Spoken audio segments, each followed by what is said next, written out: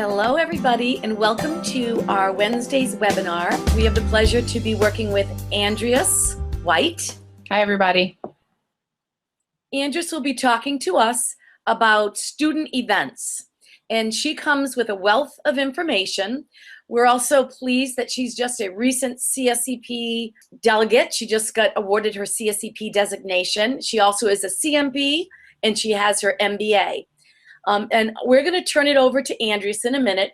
She comes to us from George Mason University. She's at the Fairfax campus, and she is the event manager in the Office of Admissions, and she also is director of logistics for the Washington Scholar Program. So she is a very busy gal, and we're really very appreciative that she carved some time out from her busy schedule to share what she knows about student events with us. So I'm going to turn it over to Andrias and give her the opportunity to introduce herself. And she has a really fun presentation that she will share with us.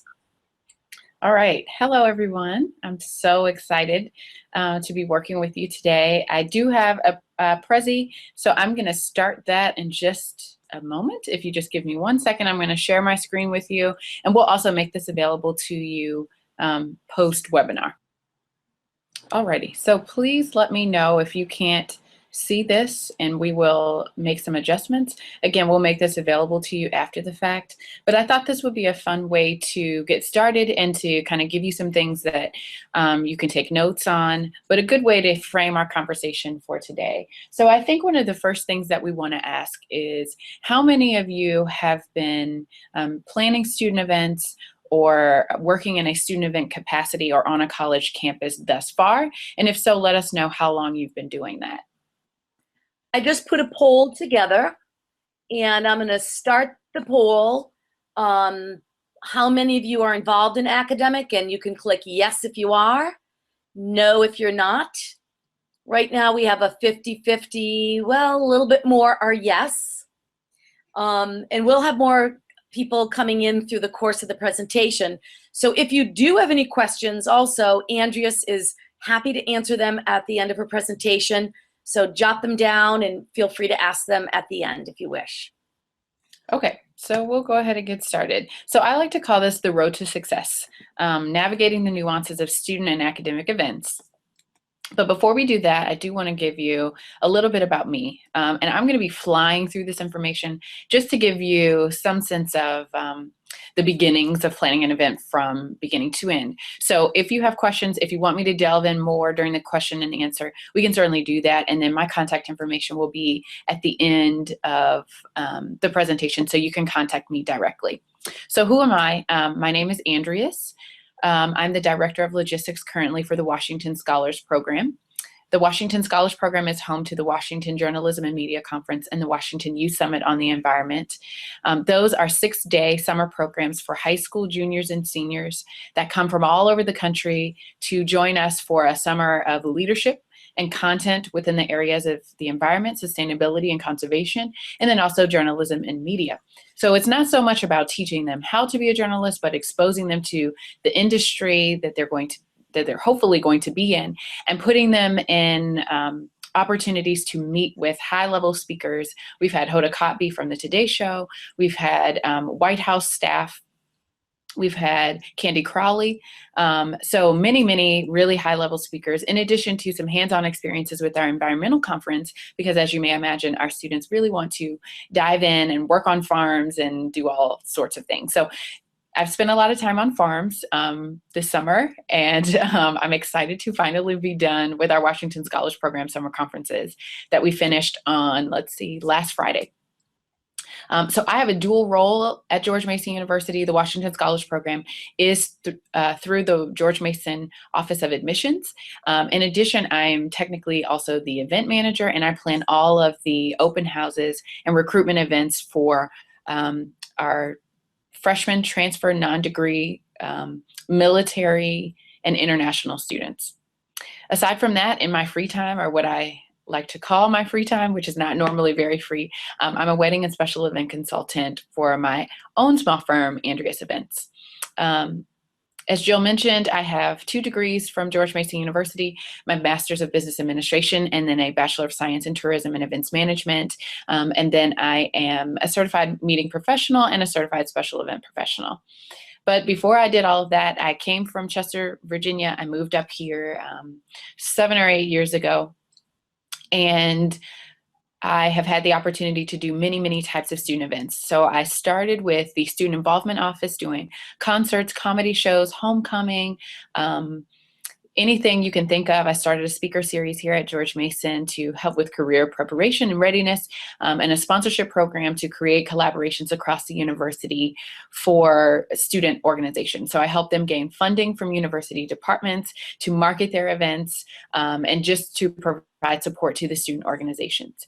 In addition, I was the Director of Comedy and Speakers for the program board that also works with students, and a student-run board to put together comedy speaker events, our big festivals in the spring. We did Halloween events and all sorts of holiday events. We assisted with cultural events such as our International Week, Greek Week, of course, and many, many other things that are student-focused and student-run. Then I moved over to the Mason Conference Center, the Mason Inn Conference Center and Hotel, which closed actually a couple years ago and is now being used as an international student center. So they have different sorts of events now, but I was one of the hotel concierge and customer service professionals there. And then I also managed the George Mason University event calendar at one point. Then I moved over to admissions, where I became an advanced team member, the assistant director of logistics, now the director of logistics, et cetera, et cetera. So that gives you a very brief overview for what I do, but certainly I want to hear from you all in the next few minutes as well. So I'm going to now get to the presentation. All right, so our purpose for today is really to understand who we're planning events for, what are the challenges of student and academic events, especially on college campuses, what you need to consider when planning for your event design, satisfying your site requirements, creating meaningful collaborations across the university, marketing and the perfect timing of marketing in order for that to be successful, the challenges of campus event staffing, and then the importance of evaluation. So the most important thing is to really know your audience. We call them student events, but there are many, many different types of student events, and you really have to know the difference and who you're serving in order to determine what your event characteristics are going to be, what your site requirements are going to be, your marketing, so on and so forth. So just like with any events, really determining who the target market is very important. So you have prospective students, current students, even university alumni. And then not only are you thinking about who you're really trying to serve, which is the student most of the time, but who's coming with them, and what is the parent going to know or want to know? What is the sibling going to want to know? Are they bringing their other current students with them, or are they a current student that's bringing a prospective student to campus? So all of those things are going to be important to consider as you are trying to put together a student event. Okay, so prospective student events. In the Office of Admissions where I work, and the majority of the events that I plan, probably 50 to 60 per year, is part of our Office of Admissions recruitment plan. So we plan events, like I mentioned, for freshman, transfer, graduate, international, non-degree, military, and even continuing education can be part of this. It is not for me. There's another office that does continuing education. But that could include open houses, tours, special tours, and outreach events, college fairs, information sessions, and many other things. And we do this on and off campus. So while I'm going to focus mostly on on-campus events and the challenges of planning events on a college campus, there are also events that I plan throughout the country. We do college fairs and information sessions all over the country, and our international team does them all over the world. And then you have to consider how you're getting to those places. You know, travel and transportation and accommodations, all of those kind of things kind of come into that. So we're going to not talk about that as much today, but we are going to talk about what you need to consider on campus. So there are 2 seasons for admissions events, prospective students and admitted students. So prospective students are those that have not yet been admitted to the university. They may have just been looking, they may just be on a college tour, they may have already submitted an application, but have not yet been accepted. So there are many different categories that those students will fall in. Then you have admitted student events where you're going to have students that have already been admitted to the university. They're potentially getting scholarship applications or scholarship packages, financial aid packages from many different institutions. And depending on the caliber of the student, they might be choosing between lots of different universities. So what we do for our admitted student events is sometimes a little bit more beefed up, a little fancier than what we would do for our prospective student events, because the target is really, really paying attention. They're really focused on what sort of information they're getting from you. And with so many universities having open houses and events, outreach events, all of that, they're comparing. And you want to be aware that they really are comparing, and that you need to be on the forefront of engagement and activity and just fun and excitement while they're on your campus. In addition to that, we also have outreach events at George Mason where we work with middle and elementary school students to bring them to campus to start introducing them to the possibilities of post-secondary education. So that's a whole different market where you're thinking about chaperones and school buses and how you tailor a college admissions presentation to students that may not even be able to read yet. And then you have to consider, when students can't get to your campus, how do you, or to your event, not necessarily only to campus, how do you continue to engage with them? Do you need to have chat nights, telecounseling, virtual tours? There are many, many ways that you can get involved with them. And of course, we're going to talk about this a little bit more later, but social media is going to be a really key factor as we move forward. So then you consider current student events. I have a lot of experience with current student events as well, but you have to think about, why do we host current student events? And a lot of it is because you want to have community and school pride. You want to have people wearing the colors and screaming the chants and just having a wonderful time, making them feel like they could not imagine going to another university. Then you want to spread information and create awareness. Are there things that your students need to know? Are there opportunities and programs that they should be aware of? Do you need to train them on how to do something, or how to get the next job, or how to fix their resumes, all of those kind of things. And then of course you want to increase retention. The more engaged students feel, if they find a group of people that they're really close to, that they're really excited to work with, then they're more likely going to stay at the institution. And of course that's very important as you think about student life. So types of student events could be cultural celebrations. Here at George Mason, we have International Week, where we celebrate all of the different cultures. We actually have students from over 150 different countries, and that number continues and continues to grow. So we celebrate all of those cultural differences and give them opportunities to compete in dance contests and food contests, all sorts of things. And it's very exciting for everyone.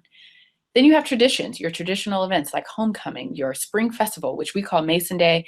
I think there's like Maryland Day. Many institutions have these. Then you have the athletic events.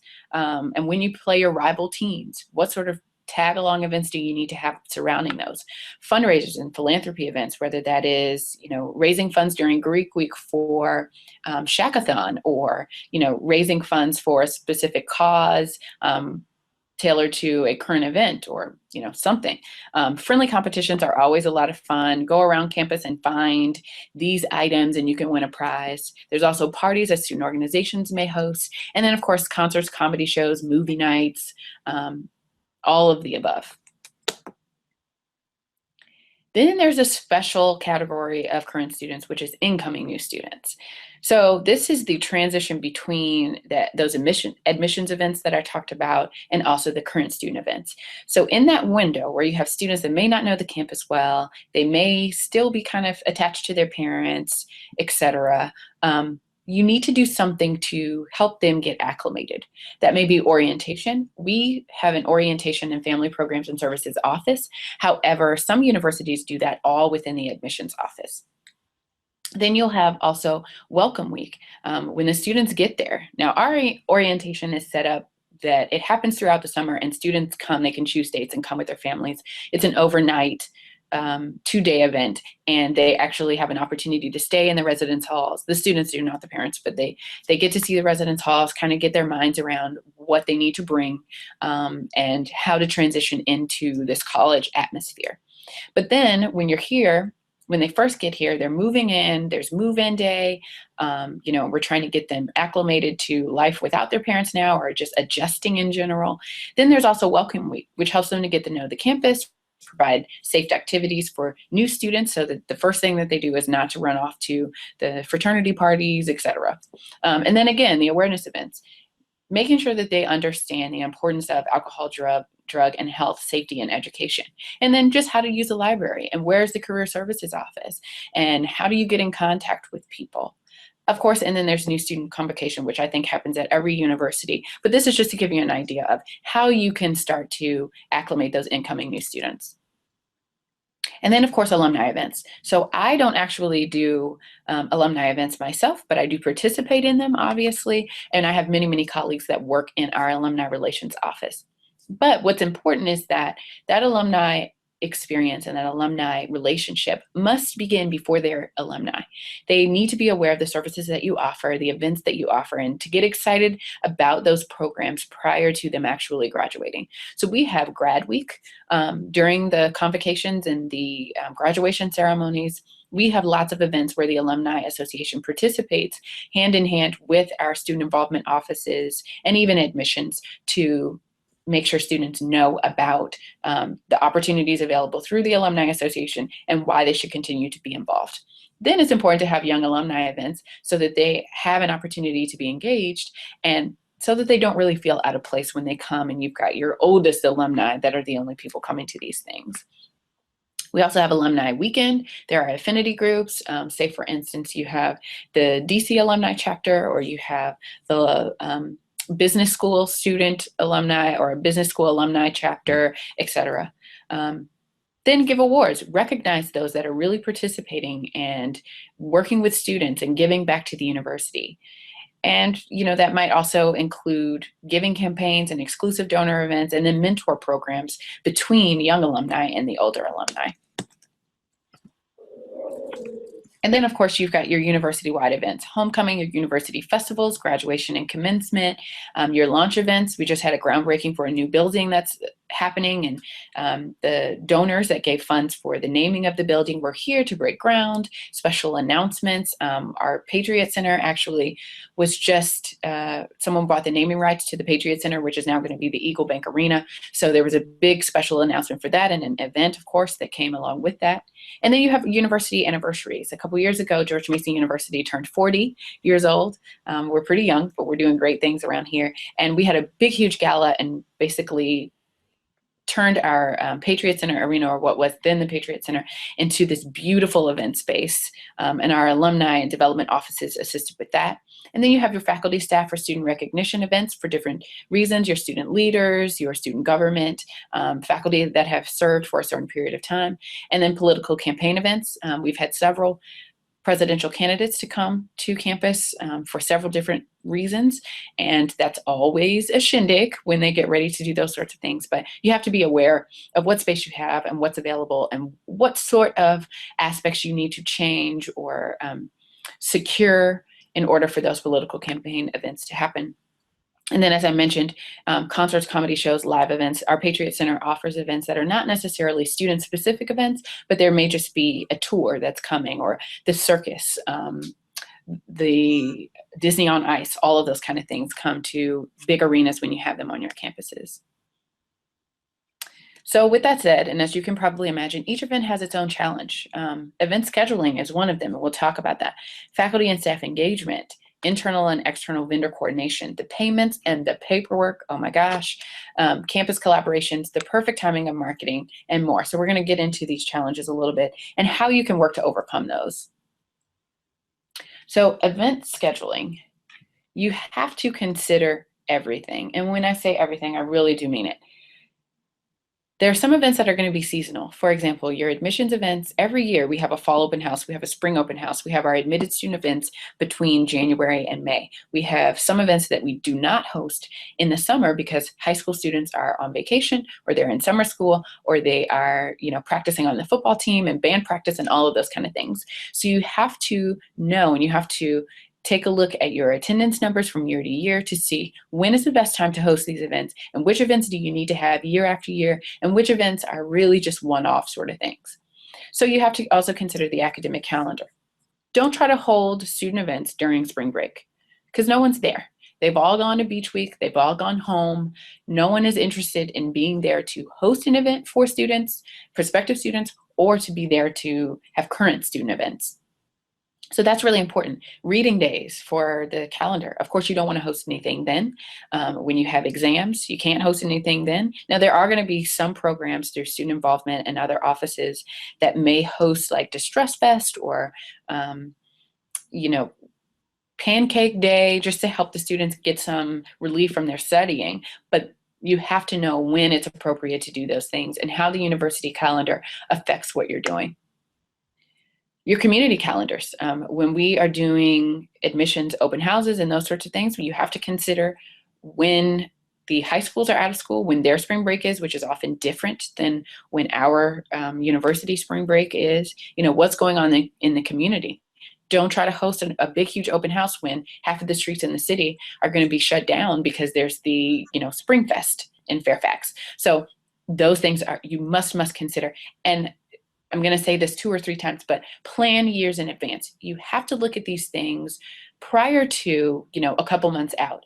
I am already planning through 2018 and 2019, and I'm not necessarily determining the actual dates of the events just yet, but I have identified between the campus, the community calendar, the academic calendar, holidays, etc. I've determined that this is an appropriate time for this event, and now I can choose 2 or 3 different dates that we can choose from. And as we get closer, as we get a year out or even 6 months out, depending on what the event is, we can look and say, okay, this would be the best optimal date for this event. But if you wait until 6 months out, when all of the student orgs have booked all of your big event spaces, then you don't have those options. And when it comes to these big university-wide traditional events and your standard open houses and those sort of things, in some ways they take priority over maybe a student event or something like that.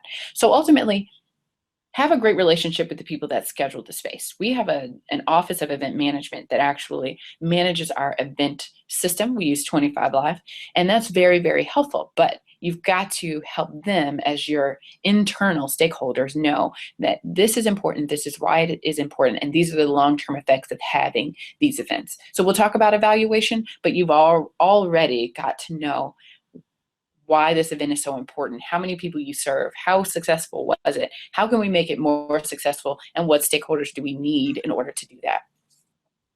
And that kind of goes into the next point. Of course, holidays and that sort of thing, but competing priorities of the university. If the President of the United States is coming, somebody's event might get bumped. Do you have if that's the case, your scheduling system and staff should be letting you know that. But again, you have to have those great relationships. And then there's a lack of event space. As I mentioned, our hotel and conference center closed down and is now an international residence hall for those students that are working with us through an international partnership. We lost 2 ballrooms as a result of that. So events that would normally be held in the ballrooms, or my events that would be held in the ballrooms, are now having to come back to some of this other student union space. So we don't have a ton of space. And honestly, they're not building a ton of event space. They're building classroom space, which makes sense. But you've got to know where your space is and how you might be able to reconfigure that space to make your events come to life. And when you just have to put up a tent outside and go with it. Building renovations, we had a building that came offline this summer, or it is offline right now for building renovation. We're going to have that in several phases over the next couple years to keep our buildings up to date, which is absolutely important and so important for the recruitment aspect of things. But you have to know when you are going to have to move things around. And if you're planning years in advance and the university knows, oh, we were going to have an event that day, but we're probably going to have to move it, then maybe a year or so out, you can get that information as opposed to having to wait until the last minute. Campus construction, there are several streets right now that are closed as a result of the groundbreaking that I talked about. We are breaking ground, I think, probably in the next few minutes on our new Health and Human Services building. So when we're thinking about how students get to campus, how new families get around campus and get to the appropriate parking, we need to anticipate new messaging, and when is probably not a good time to try to bring people to campus. And then of course the mega events. A campus-wide event planning meeting is always very helpful. I have come to know that many universities don't necessarily have a big mega events committee. There are planners in all of the different offices and departments, but you've got to start those relationships with the other people that plan events on your campus and try to get everyone on the same page and have everyone starting to plan together. Right now, we are working on having alumni weekend, family weekend, and our fall open house for prospective students all in the same weekend. So you can only imagine the coordination that that takes. Faculty and staff engagement. This can be tough. Faculty and staff are not always understanding of what it takes to recruit a class or to keep students at the university. They understand it from their perspective, but they don't necessarily understand it from the event perspective and the value of having someone with expertise in a certain field of study to speak to a student or to advise a current student.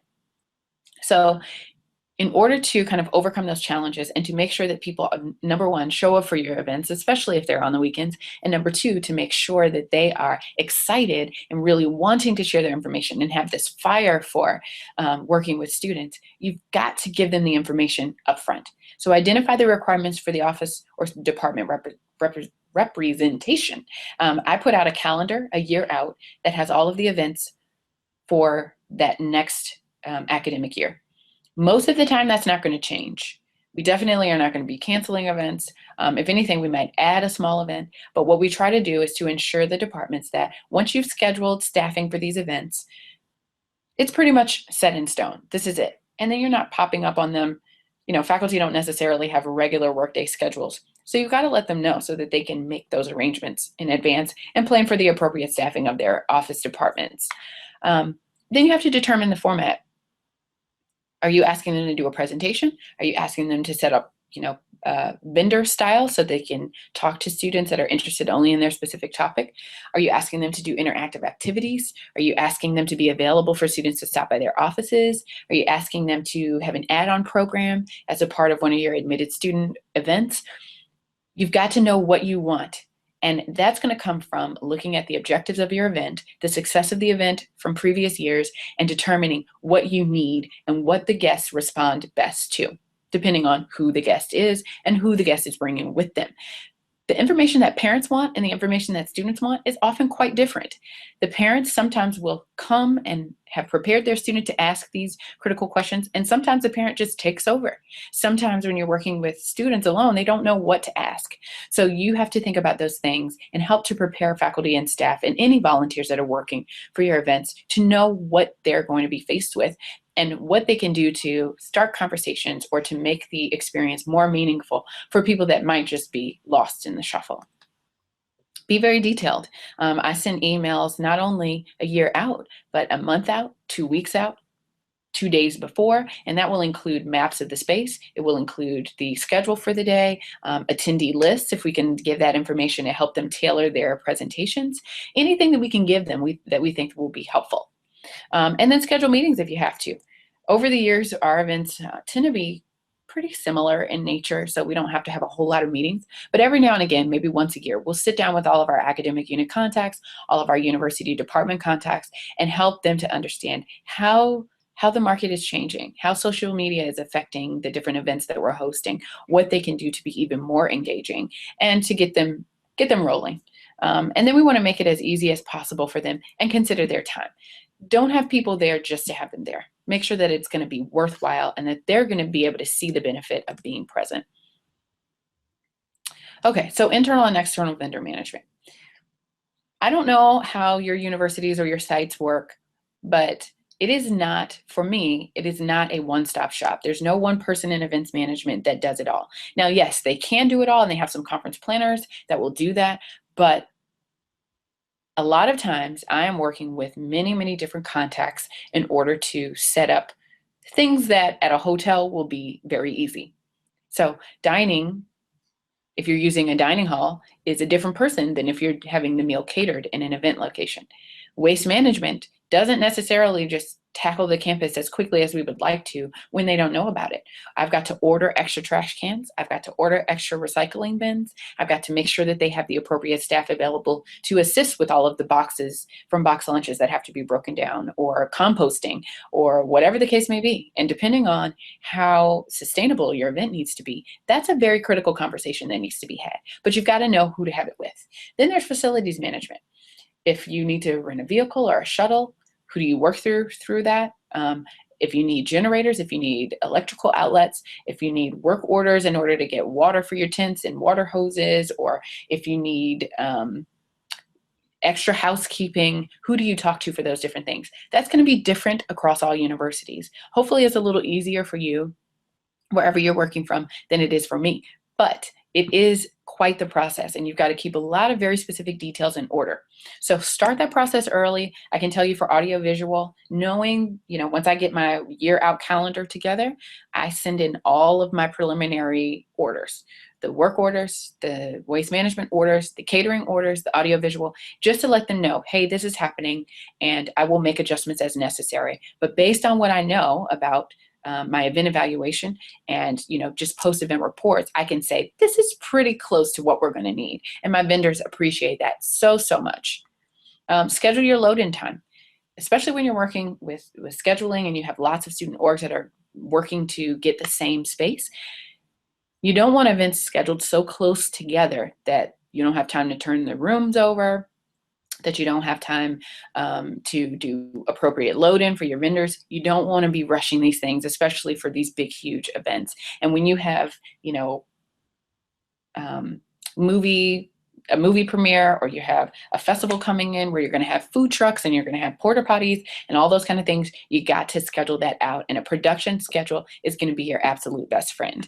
And if you have any questions about what should be on your production schedule or how you should set one up, please let me know. I use that as my Bible for the day, and it helps me to sit down and plan out every single detail, maybe from the event, from the day before, or events prior to the main event, all the way through the time when the vendors come and pick up their rental items.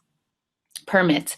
Permits are sometimes determined by the governing body. So for us, because we're a state institution, when you send in a temp permit, it's got to go all the way down to Richmond, where our capital is, in order to be approved. That means that there's lots of documentation that has to go with that. For a tent especially, you may have to have the engineer schematic drawings, which are thousands and thousands of dollars if the tent company doesn't have those. So it's all kinds of stuff that goes into permitting. That's going to be for ABC permitting, tent permitting, stage permitting, all sorts of things you're going to have to draw out. And I know so much about tent permitting these days that I didn't think I would need to know. I didn't think I would need to provide documentation for. And it's coming down the pike because the rules are changing. So depending on who is approving those permits, you may need to start that process a year out as well. Contracts, payments, deposit, money in general. We're a state institution. We have lots of state rules about how you can contract, how you can pay for things, deposits, what money can be used for. I mean, getting petty cash and stuff like that is nearly impossible. So you got to plan in advance and anticipate your needs and anticipate the needs of any clients that you're working with or your bosses, to make sure that you can do everything that you need to do. For every single food and beverage order I have, there's a piece of paperwork that basically says, this is what we're planning, this is who the food is going through, this is how much we expect it to cost, and it's got to go to the provost's office, and they have to approve that order. So it takes a while. You can't just be booking things at the very last minute. You've got to plan in advance. And then also bidding requirements. If we're over $5,000 worth of items, we've got to go through a bidding process. One of those or two of those bids have to come from SWAM vendors. They've got to be recognized in our payment system. So all of that comes into play as you're working with internal and external vendors. Ultimately, always make sure that you have a great relationship with those vendors, that they take good care of you, that they understand your needs, and that you thank them, and then offer them some data, offer them some evaluation information that will help you in the future and help them. What does SWAM stand for, just in case some of us don't know? Oh, sure. It is small businesses, women-owned, and then minority-owned businesses. Okay. We call it something different in the Massachusetts, in the Commonwealth, but so that's. Oh, okay. Yeah, so small, women-owned, and minority-owned businesses. Yep. Okay, so your event design considerations. First of all, you've got to start with a budget, and you start with that when you get, when you start with your objectives and who your target market is and what is the budget. That should be like the third question, of course. Our budgets are shrinking, honestly, and we're always being asked to do more with less. I feel like that's the backstory of every event manager. Know what your budget is. Know what's most important. Know where you can cut and where you cannot. Okay, we eat our budget. Food and beverage pretty much takes up the majority of our budget. And we know that, but we want to showcase certain things like Mason Dining, our campus dining. That's very important. Sometimes we go with other vendors, especially when we're thinking about, like our big college fairs, when we're feeding the masses. We might go with a box lunch from Jason's Deli or Firehouse Subs or something like that. But know what your budget allows. Theme and decor and color scheme. When can you deviate from the university colors? The brand profile, you've got to know your brand profile for your university.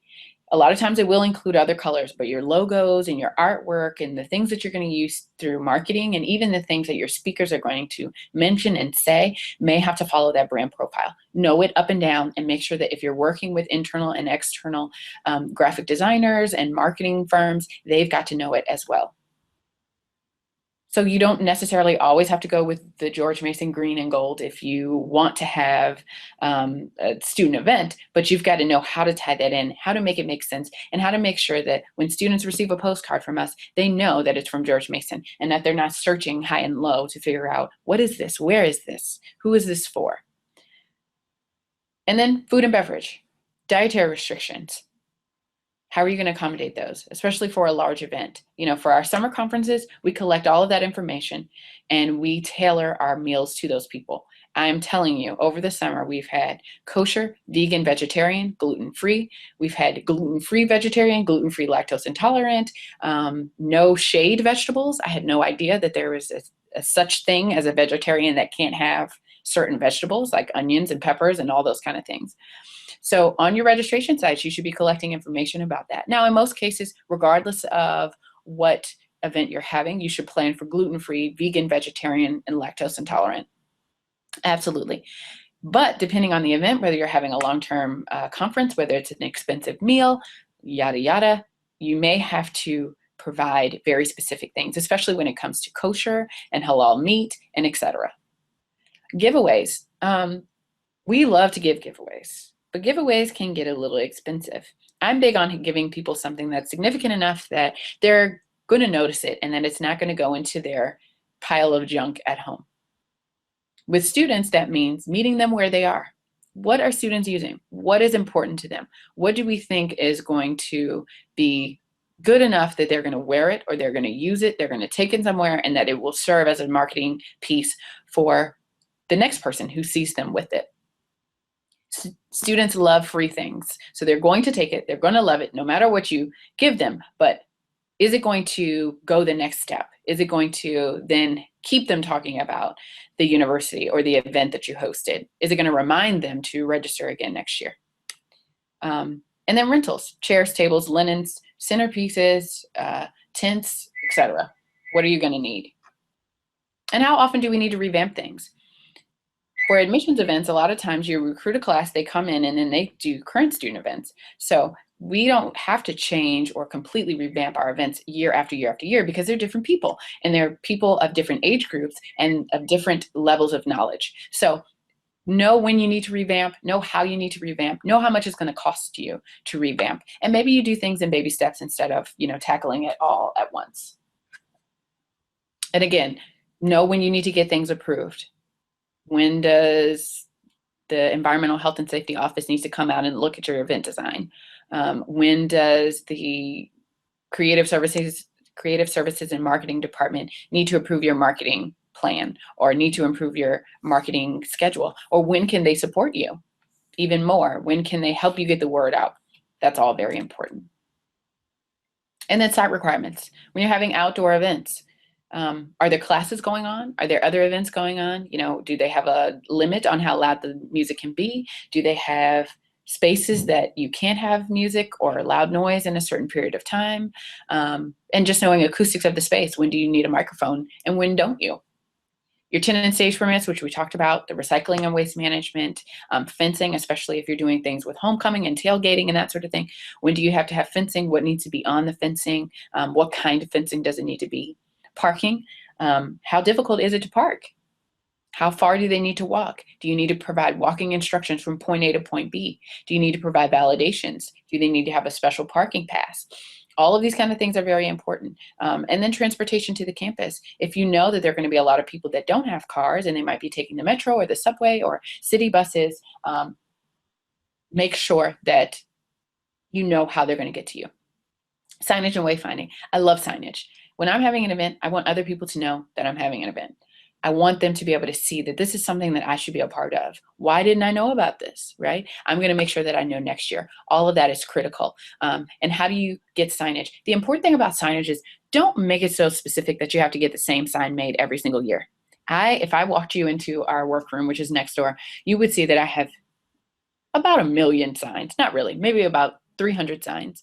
I try to make them so that every year I can reuse them.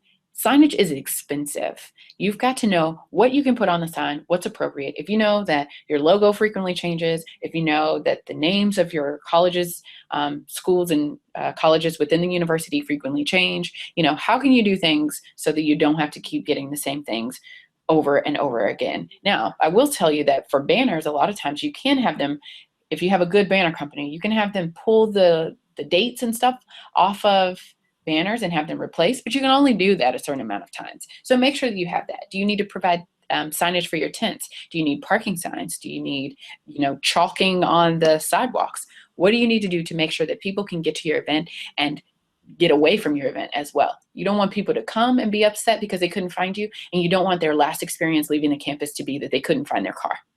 So whether that is human signage and wayfinding, or if that is physical signage, make it happen. Then to power, know what your caterers need with their hot boxes and their dedicated circuits and that sort of thing, as well as your AV, your lighting, any vendors that are coming in, food trucks and carnival rides, and all of that requires a certain amount of power. And you've got to know where that is and how you're going to get that power to them. And then, of course, safety issues, making sure that everything is safe and that wires are covered and all that. And then restrooms, of course. Okay. So I'm getting toward the end, but I do want to talk to you about the perfect timing of marketing. And I say perfect timing because it can't be too early and it can't be too late, especially when you're dealing with students. If you send out something 3 or 4 months in advance, they're not just going to register and show up. They might register, they may not show up because they forgot. They might not register at all until the very last minute, especially when you're talking about people that are volunteering for things, that are staffing. You've got to be careful. And if you want to start things way far out, which in some cases you definitely should, you have to have a whole entire marketing plan. So before you send your first marketing message, you need to plan for those marketing milestones. What is going to happen? When do we need to time this? When do we need to have a separate link to show who registered because they got our postcard and who registered for the email links? When do you need to know whether or not you actually send an invitation? If there are parents involved, they like getting things in the mail. Students, maybe a text message system will be better. You've got to know your audience. Email is not being read. The amount of emails that go unread is phenomenal. You have got to reach them in other ways. Meet them where they are.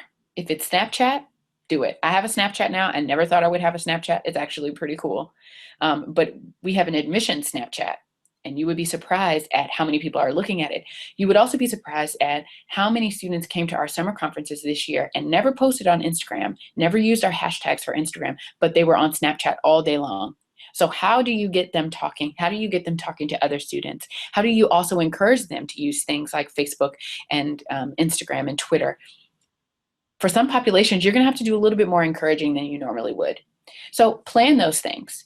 Have a staff member that's the social media person. Or if you don't have staff that are savvy enough to do it, or you're not savvy enough to do it, get a student to do it. That they do all of our stuff. We tell them what they want, what kind of content they want, and they create these social media marketing plans for us that coincide with our marketing milestones and our big marketing plans. And it has been so helpful. We did a big roadshow in March for for admitted students. We went to 4 cities in 4 days: Philadelphia, Saddlebrook, New Jersey, Long Island, and Boston. And we used social media as our main marketing tool. We sent postcards, we made emails, we did calls and all that kind of thing. But we found that social media was the most effective for us. And we use social media to keep them involved after they had already registered. Don't think that your marketing is really just to get them registered. For student events, especially when they're not paying anything, we don't charge anything for our open houses. And a lot of our current student events are also very inexpensive or free.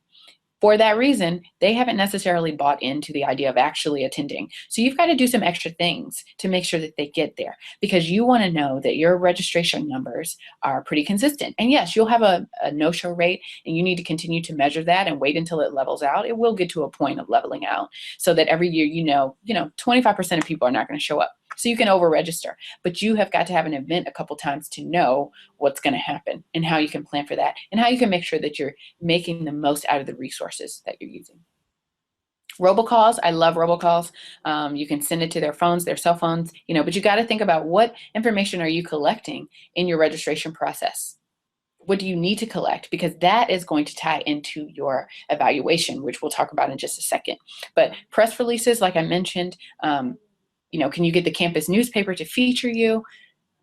Make sure that you're marketing internally to your internal stakeholders, maybe the students that are assisting with the events that can tell their siblings about your open house, or students that can tell other students, people that are getting them engaged and excited. Who are those people going to be? How do you market to them? How do they market to the student? And how do you market directly to the student? All of that is critical. And I'm happy anytime you want to run your marketing ideas by me, let me know. I'm happy to do that. It's always so much fun, because marketing is really the first step to bringing your event to life. You can have a fantastic event. If no one is there, you have an issue. If the people there are not excited, or they were expecting something that was conveyed in your marketing that didn't really come to fruition during the event, then you've got people that are upset. So it's all got to match. It's all got to make sense. It's all got to be a plan. And like I said, you've got to excite them before, during, and after the event. Keep the conversation going, especially as it deals with recruitment and retention. You want them to continue speaking with you, to feel comfortable with you, and to tell their friends, so that your next event will be even more successful than the last. And like I said, event evaluation. Start with the end in mind. When you set your objectives, when you think about your target market, think about how am I going to prove that this event was successful? What is my return on investment? How do I manage that? What information should you be collecting during registration? We started collecting Twitter handle because people were asking us questions on Twitter and we didn't know who they were. We couldn't look up their file. We couldn't see who they were. So we're collecting cell phone number so we can do our text messages and robocalls. We're doing Twitter handle and Instagram, or whatever information they want to share, your food and beverage information, what sessions they're planning on attending, where they're coming from. All of that is going to be very important. When you're dealing with parents, do you need to be collecting parent information, parent email? Because the parents are the ones reading the emails. And honestly, we plan for things based on the times that parents are at work, or the times that parents are getting to work, so that they will see our messages as the first in their box, right? And I've noticed that I'm getting a lot more emails during midday, because people expect you to check your email during lunch. So know those tendencies. Collect the information you need, and year after year, make the adjustments to your registration page and to your surveys to collect that information. But of course, don't make so many changes that you can't compare from year to year, right? You still have to have some sort of consistencies. And know your past surveys. Don't collect survey information that you're not going to read. Read it all. Create some sort of document that you can share with the people that are giving you your budgets from year to year to year. This helps you to make the case for why you need more events, why you need more money, why you need more staff. All of that is important, but also just to know that, yes, this event is effective because the way that we do this event is effective because when you're trying to get those faculty and staff to be engaged in your event, they want data. They're data driven, and you've got to provide that. But you have also got to think about, what data am I not collecting? What data don't I have the ability to collect? How can I integrate things from other places? How are you going to measure attendance, especially for open events? Some of our events, we don't necessarily check in every single person because they're just too big. Thousands and thousands of people come to some of our events. We don't necessarily check them all in, but how are you going to measure your attendance? You know, do you have clickers at the door? Do you have some sort of barcode system? What are you using? And make improvement notes along the way. Don't wait until after the event is over to say, oh, well, at the beginning during registration, I thought that I was going to make this adjustment, but I've forgotten what it is.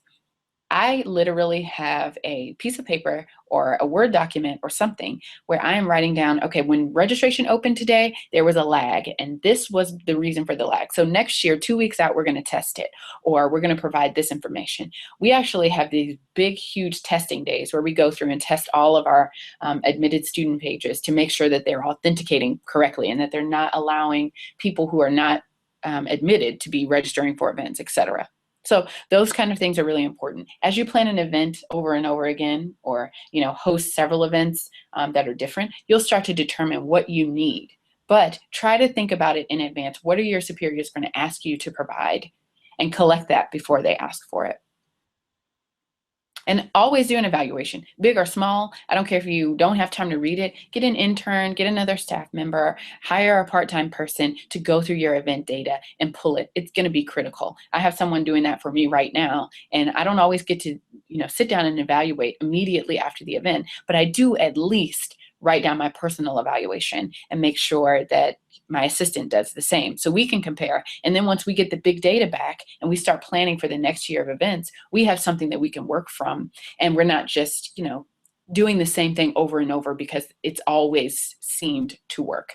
Don't do that, because in the age of social media and innovation, it's critical that you are keeping their attention and that you are staying with the times.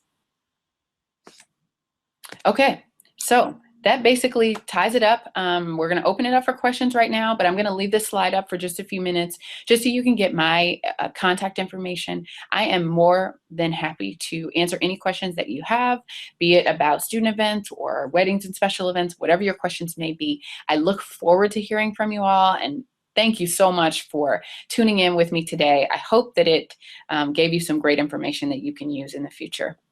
Great. And we're also, Andrias, you're welcome to join us on our Special Events Institute Facebook page, and we can ask questions there and create some kind of collaboration. And also on the Special Events Institute blog, we posted about this webinar, and you can also ask questions and begin some discussions there as well. Now, in the chat room, we have a question from Sharon. What does Andrias use to send mass text messages to students? Andrias, would you like to share a little bit about that? I'm going to come out of my screen sharing right now. Okay, can you see me? Yes. All right. So text messages, there's actually two things that we use. For the student events that we have, there is a CRM system. We use Hobson's Connect at George Mason. Some people might use PeopleSoft or other things. So we're able to send text messages through that system. And you can do that based on, let's say you have an event where you've loaded in the registration data. So we know, okay, we're going to create a filter to say only people that have registered for this event or only people that have gotten our email but haven't registered for the event will get the text message to remind them to register or to remind them to check into the event, etc. So we can do that through Connect. We also, for our robocalls, we use One Call Now, where you can take an Excel sheet, load it in with the data that you need, and you can send text messages from there. I don't typically do that because we like to be able to go back and track how people use the text message, or whether or not they clicked on the link, or whether they responded to something, whether they called us back. We can do that a little easier through our CRM system. But One Call Now allows you to do that, and there are many, many others depending on what sort of systems you need to speak back to each other. I saw that there was a person who asked for a blank production schedule. Yes. I would definitely give you the template that I use, but I have one sitting on my desk from one of our largest open houses. So I'll just show you an example of what that looks like right now. It's basically a chart, gives you the time there, also gives you the task the location, and then who's going to do what. And what I do is, if you can see the highlights there, you'll see all of my crazy notes as well, because the night before the event, when I can't sleep, I write all sorts of things that I need to remember. But each person has a task, and they should be able to find their name on the subsequent pages to let them know what is going to be happening during the event. So I actually pack boxes. It'll say box 1, South Side, which is where one of our dining halls. Box 2, the Johnson Center, which is one of our student union buildings. Box 3, yada, yada. Then I take them to certain hubs throughout the day or on the day before, so that throughout the day, my staff can go to those places and say, okay, I'm supposed to take the sign that says campus tours to this location and set it up with this easel. No one has to think about anything. And if I should get hit by a bus and I'm not there, everybody knows exactly what they need to be doing, and no one has an excuse for why these streamers didn't get around that statue by 10 a.m. So that's really important, because when you have some of my events, I have 40 or 50 people that are working with me to put these events on. I can't be everywhere at one time, and a lot of times I don't even see most of the event, but I do make sure that everybody knows where they're supposed to go. And I just walk around and manage. You know, I troubleshoot. I don't have to necessarily be tied to one location unless there's something going on. Everyone else is managing for me. And I'm confident, after having several training meetings before each, where we go through this production schedule, that everyone knows what they're going to do, and that they know it so well that they can put a smile on their face and be pleasant in doing it. When people are uncomfortable, they can't necessarily do that. So you've got to do the preparation as the planner to make sure. And people think I'm crazy, I will tell you.